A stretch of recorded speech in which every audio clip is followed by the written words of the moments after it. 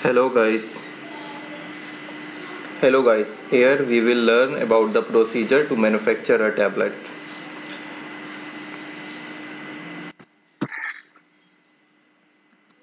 So, how to manufacture tablet? There are three ways to ready the bulk before tableting process. Number 1, wet granulation, number 2, dry granulation, and number 3, direct compression. Why industries prefer wet granulation? Basically, number 1 point is they are easy to compress. Granules have very good flowability after wet granulation. Granules are basically having a very good flowability which fine powder does not possess. If you determine the flow of fine powder and granules by using different techniques, you will find the granules are having a very good flow property, and this helps a proper flow of powder from hopper to feeder in tableting process.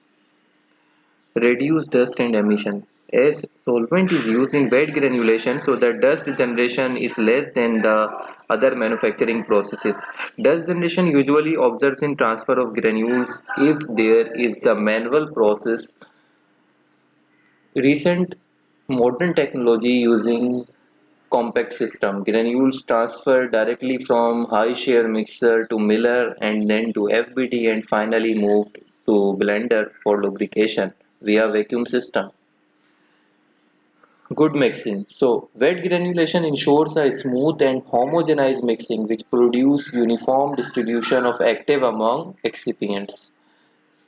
Reduce segregation.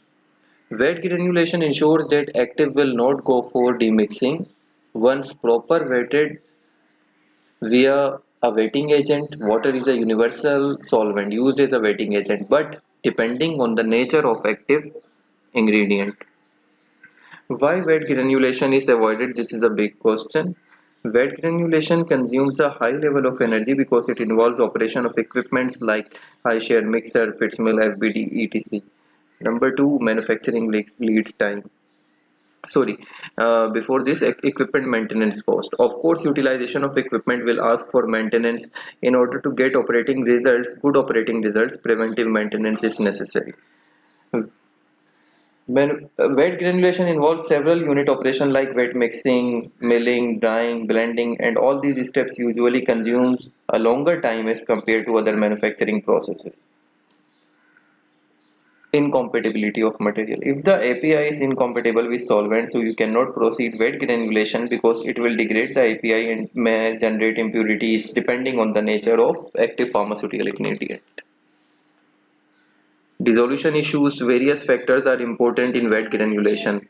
The critical process parameters. The critical process parameters of a wet granulation are mixing time, RPM of mixer, drying time, mesh size for milling, use of proper disintegrant.